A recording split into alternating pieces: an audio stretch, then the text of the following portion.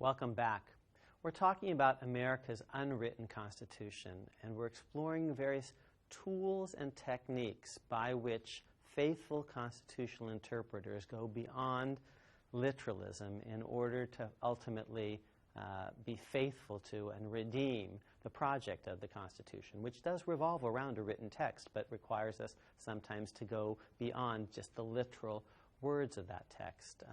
We've been talking about one technique of going beyond the literal words by reading the Constitution as a whole, but we were still reading. It was still a technique of literary interpretation focused on words, but focusing on the words of the document as a whole. That's not the only way America's unwritten Constitution works.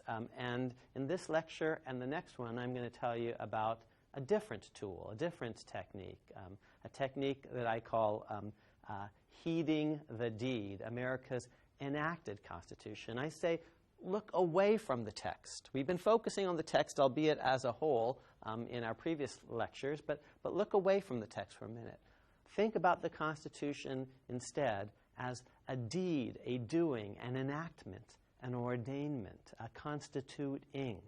Let's look at how the Constitution in fact came to be, how it was ordained, how it was established, the processes by which that actual historical event occurred. And let's also look at how later generations of Americans have in fact amended the thing, not what they said when what texts they adopted when they ordained and amended, but just what they actually did in the process of ordaining, in the process of amending.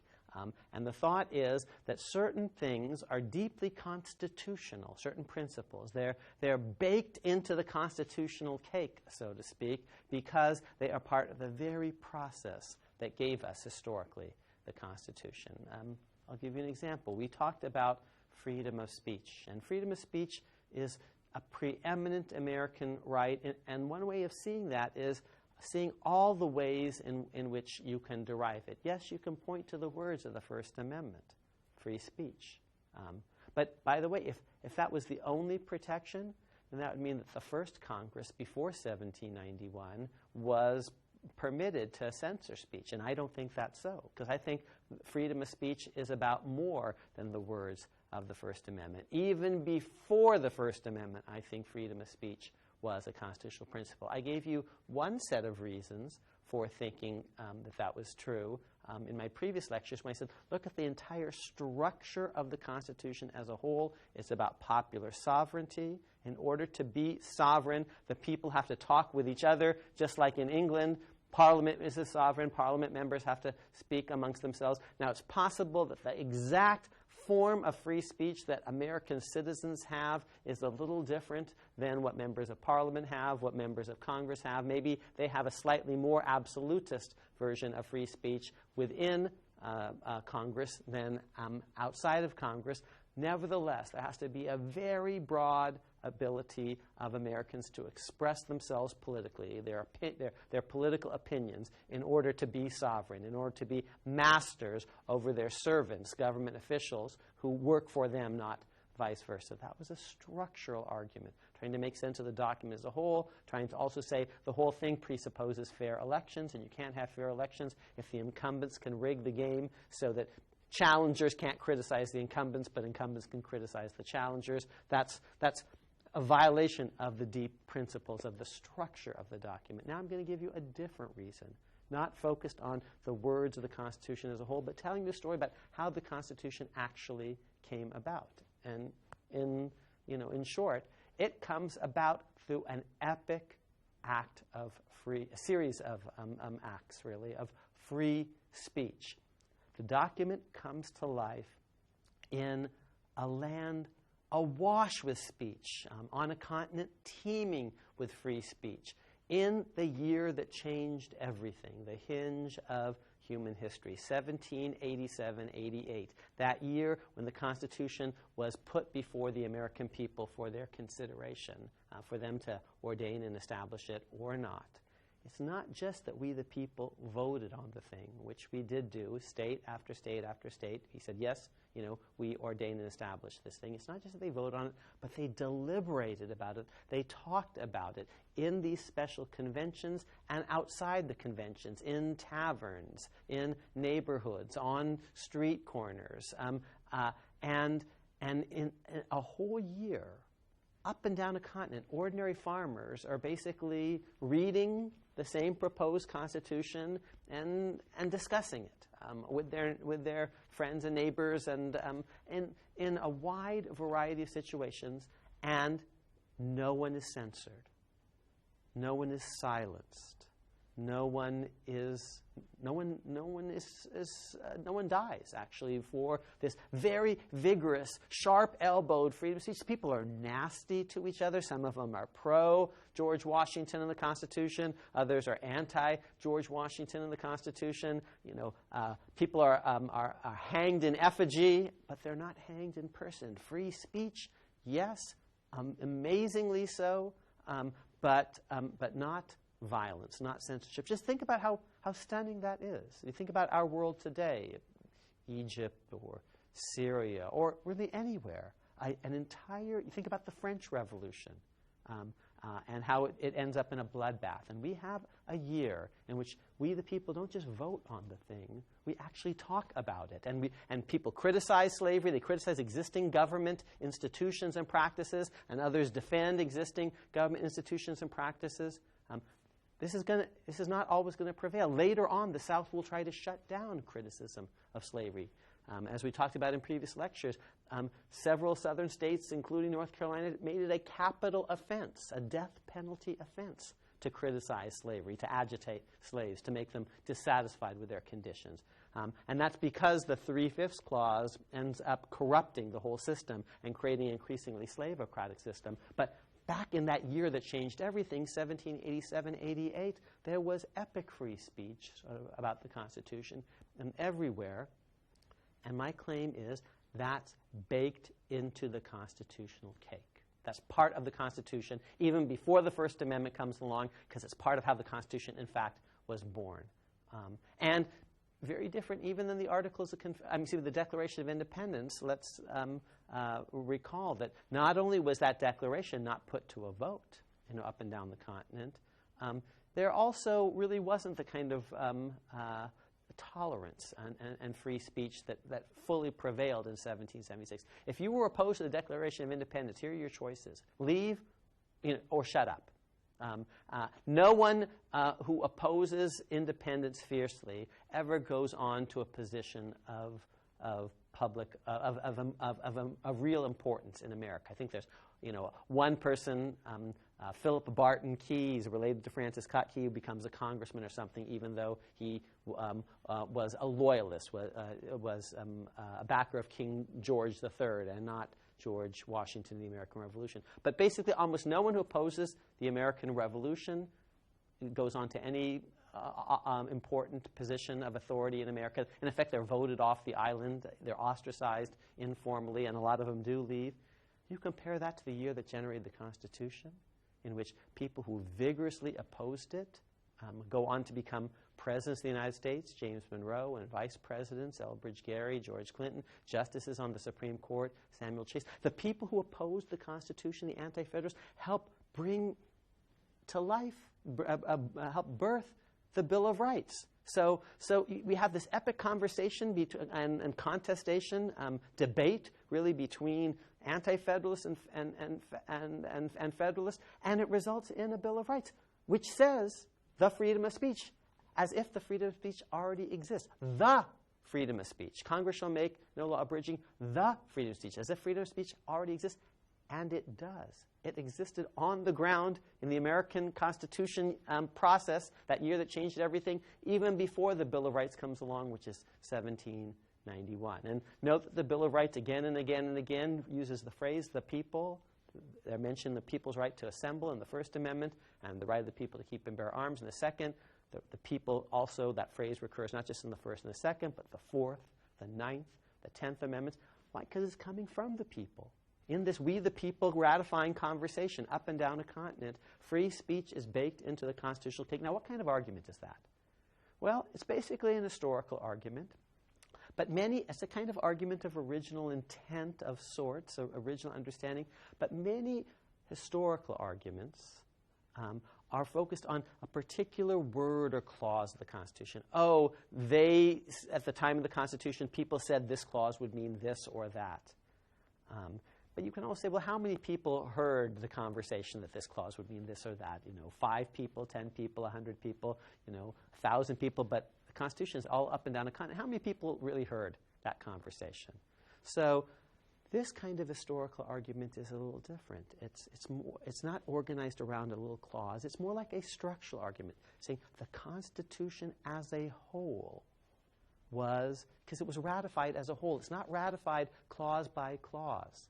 That's why it's a mistake to interpret it merely clause by clause. It's ratified as a whole. That's John Marshall's ingenious idea in McCulloch. It's ratified as a whole, needs to be understood as a whole. And I say the historical process that as a whole generated the Constitution is really interesting, and it's a process of epic free speech.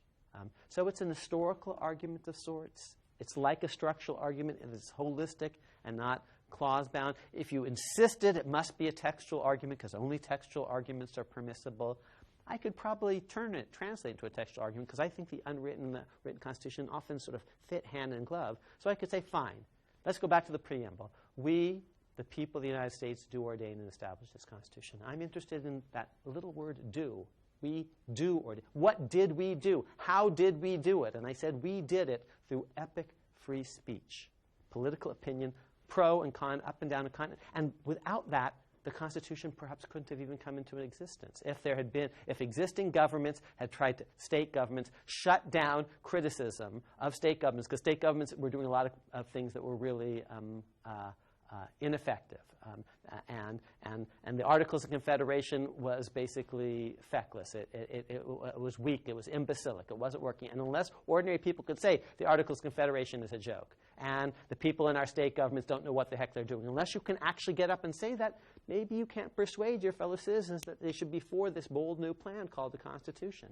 So James Madison, in fact, at a very key moment in American history, when John Adams is actually supporting, as president, censorship measures, James Madison said, wait a minute, if we had censorship measures like this in place in 1787, 88, we wouldn't have even had the Constitution. So he is appealing to this very fact that free speech was baked in the constitutional cake. Is James Madison, the guy who, in case you missed it, authored the First Amendment, or an early version of the First Amendment. James Wilson, the man who writes the words, we the people, at Philadelphia, a great constitutional lawyer, one of only 6 men to sign both the Declaration of Independence and the Constitution, one of the first justices, associate justice on the Supreme Court. James Wilson, while they're deliberating on the Constitution in 1787, 88, says, we are talking about this thing. Look, we are peacefully changing our system of government. It's not just that we are saying things, we're doing things. We ourselves are embodying this extraordinary free speech. So Wilson notices this at the founding. Madison notices this very shortly thereafter, that what we the people are actually doing in 1787, we do, that's part of the Constitution itself. I can make it a textual argument, I think, if you twist my arm. But I'm saying, it's also an historical argument about what actually happened. It's a structural argument about the Constitution as a whole. I think the most important thing to understand is it's a good argument. It's a legal argument. It's a constitutional argument that free speech is part of our DNA as Americans, as inheritors of this constitutional project. And not just free speech, but majority rule. Let's look at another thing that Americans actually did in this we do moment. How did we adopt the Constitution? Well, we adopted it in state conventions. And the Constitution says that 9 states have to say yes, and unless 9 states say yes, it doesn't go into effect. Okay, great. And it will only go into effect among the states that say yes, and that makes sense because before the Constitution, each state is sovereign. It's its own, strictly speaking, legal entity. It's in a league and a confederation with others.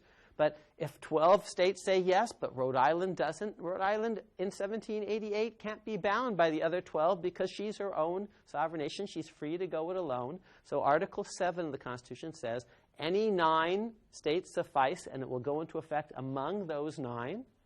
Fine. And by the way, Rhode Island and North Carolina say no initially. Remember, only 11 states say yes when George Washington actually is swearing the oath to be President of the United States. And Rhode Island and North Carolina come in only afterward, after Madison proposes a Bill of Rights to bring them on board. So remember all of that. Article 7, which is one sentence, it's kind of the last sentence of the Constitution that balances the preamble, says 9 states will suffice, and conventions within each state will speak for the people. They're the authentic embodiment of the people, these specially elected conventions. And remember that property qualifications were lowered or eliminated in most of the states for these special convention elections. So remember all of that. Article 7 says 9 states suffices, and convention, and it will go into effect only among the 9. And the conventions are the authentic voice of the people of each state. Fine. But what should be the rule within the convention? Does the convention have to say, yes, we do in New York by a 2/3 vote, by a 3/5 vote, by a unanimous vote? And here's the kick in the head. The Constitution doesn't say. It's unwritten. But in every single state, it is simple majority rule that does the trick. And that kind of goes without saying. It's unwritten. In New York, the vote is actually 30 to 27. The barest of majorities. 2 votes changes it. And in fact, actually, probably 1 vote changes it. Because if 1 vote is switched, instead of being 30 to 27 in this ratifying convention in Poughkeepsie, it would have been 29 to 28. And the chair, who was actually opposed to the Constitution, would have been able to cast a tie-making, not a tie-breaking, but a tie-making vote, making it 28 to 28, and then the resolution fails. 29 to 29, and then the resolution fails. That presiding officer was George Clinton. He was really opposed to the Constitution. He's going to later become Vice President of the United States because America doesn't penalize the people who raise doubts about the thing, who helped give us the Bill of Rights. There's this epic free speech, as mentioned before, but also majority rule. And the minority immediately acquiesces in this, in state after state after state. I think partly because they feel that they were allowed to be heard. They weren't shut down. Okay, you let us make our case, make the argument against it. You try to answer our arguments. And some anti-federalists in some states, they make arguments against the Constitution, and in the convention, someone says, well, that's a good point, but here's the answer to it. And the first guy says, okay, I'm persuaded on that. Let's move to the next point. They're actually talking to each other, which is democracy at its best. But because the minority got to speak and wasn't shut down, it acquiesced in simple majority rule. So majority rule is another basic, albeit unwritten constitutional principle. It's baked into the cake. In many states, the state constitutions had seemed to say you need a supermajority, or in several of the states at least, Massachusetts being one, Pennsylvania being another. The state constitutions could have been read to say you need a supermajority to change the government. And adopting the U.S. Constitution is changing the government. It's changing the state government because it's changing its relationship and its legal status in all sorts of ways. So when you, in Massachusetts, adopt the U.S. Constitution, you are thereby changing the Massachusetts Constitution in various ways. And the Massachusetts Constitution, which was on the books in the 1780s, the Massachusetts Constitution of 1780, could have been read to say it has to be supermajority. But in fact, it was read in this year that changed everything as requiring only a simple majority in a ratifying convention to change the basic rules. Majority rule baked into the cake as a basic, unwritten principle. Have I made a philosophical argument or a structural argument? No, I've been making an historical argument about how we, the people, in this year, in fact, did it. And we did it by majority rule in state after state after state. We did it with free speech in state after state after state. Now, what follows from that? Well, it might follow from that every state can change its state constitution by simple majoritarian processes now and in the future, whether or not the state constitution explicitly provides for simple majority rule amendment procedures. And in fact, many, many states in every region of the country after the Constitution did, in fact, change their state constitutions by simple majority rule procedures, even though those procedures weren't in every case specified in the pre-existing state constitution. So that year that changed everything did set precedents on the status of majority rule for state constitutional amendment. On the Supreme Court, if the vote's 5-4, who wins? Yes, the 5, always. You know, the 5, if they want to, prevail over the 4. The 5 might choose to be deferential to the 4 in all sorts of ways, but push comes to shove, 5 beats 4 on the Supreme Court every time, if the 5 are emphatic about it. And the Constitution doesn't say that in so many words. It doesn't say majority rule. How did the first House of Representatives, when it's getting started, it has to come up with the rules for its procedure, how did it operate? Majority rule. How did the first Senate operate when it's first getting started? Majority rule, even though the Constitution doesn't say so. And so, in fact, I mean, this small little conceptual tool, this idea of paying attention to how the Constitution was ordained and established, it has huge implications even today for those people who believe in filibuster reform in the Senate. The Senate today has rules that some people think are entrenched and they require supermajorities, 60 votes, 67 votes, and you can't change them without getting 60 votes or 67 votes. 51 senators think some folks can't, if they're determined, change the rules of the Senate. And I say absolutely they can, because a deep, unwritten, if unwritten constitutional principle is majority rule. It was baked into the constitutional cake. It's part of our constitutional system. And therefore, on any day, 51 senators, if they're emphatic about the thing, have the ability, have the right to change the Senate's entrenched filibuster rules by appealing to this deep constitutional principle that was part of their very process by which we, the people, did, in fact, ordain and establish the Constitution. Well, so much for this lecture. In the next lecture, I'm going to talk about principles that we can deduce not from the founding moment of ordainment and establishment, but from the Reconstruction, from amendments, because we can also pay attention not just to how Americans actually ordained the Constitution, but how Americans did, in fact, amend the Constitution. So that's the next lecture. So stay tuned, and I'll explain to you what this is all about, how the process by which America amended the Constitution in the 1860s after the Civil War has very interesting implications for the constitutionality of the draft. Stay tuned.